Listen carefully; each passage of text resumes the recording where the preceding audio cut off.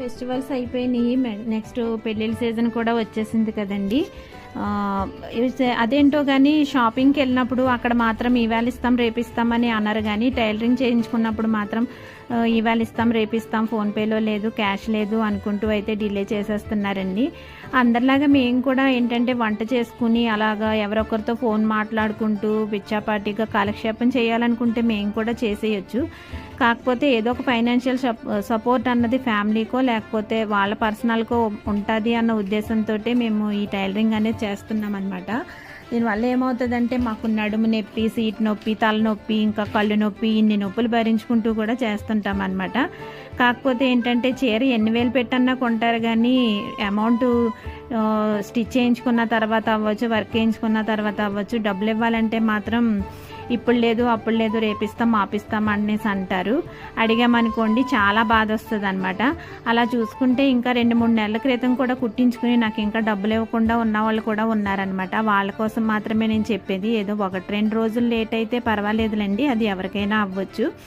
రెగ్యులర్గా ఇచ్చేసే వాళ్ళు కూడా ఒక్కొక్కసారి లేట్ అవుతుంది, అదేం ప్రాబ్లం కాదు. కానీ ఇవ్వకూడదు అనుకుని ఎగ్గొట్టాలి అనుకున్న వాళ్ళే ఉంటారు కదా, అలాంటి వాళ్ళకి చెప్పేది ఏంటంటే మీరు అంత ఖరీదు పెట్టి చీరలు అవి కొనుక్కుంటారు కదా, ఖచ్చితంగా డబ్బులు ఇవ్వాలి అనుకున్నప్పుడు కుట్టించుకోండి, లేదంటే మానేసేయండి. ఇలా ఇబ్బంది అయితే పెట్టొద్దు అనమాట. ఇప్పుడు నెక్స్ట్ పెళ్ళిళ్ళ సీజన్ కూడా స్టార్ట్ అయింది కదా, చాలా ఖరీదైన చీరలే కొంటారు, కుట్టించుకుంటారు.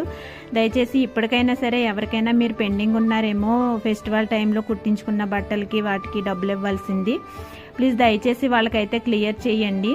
అలాగే నాకు ఇవ్వాల్సిన వాళ్ళు కూడా ఉన్నారనుకోండి, వాళ్ళకు కూడా చేరుతుంది అనుకోండి మెసేజ్. కాకపోతే మా పరిస్థితి కూడా అర్థం చేసుకోవాలన్నమాట. మేము ఊరికే ఏమీ టైంపాస్ చేయడానికి చేయట్లేదు కదా, ఈ పని అర్థం చేసుకోవాలి మీరు కూడా. అలా నిజంగా వాళ్ళ మీద వీళ్ళ మీద ఏదో కబుర్లు ఆడుకుంటూ కూర్చుండిపోయేటట్టయితే మాకు కూడా అలాగే టైంపాస్ అయిపోద్ది కదండి. అర్థం చేసుకుంటారని అనుకుంటున్నాను. ఇంకా మావే కాకుండా మా ఇంట్లో వాళ్ళు కూడా కుట్టకుండా మేము కస్టమర్స్ని మాత్రమే కుట్టి వాళ్ళని సాటిస్ఫై చేయగలుగుతున్నాము అంటే అర్థం చేసుకోవాలన్నమాట మీరు కూడా. ఇది చాలామంది టైలర్స్ నాతో కూడా చెప్పిన మాట అండి.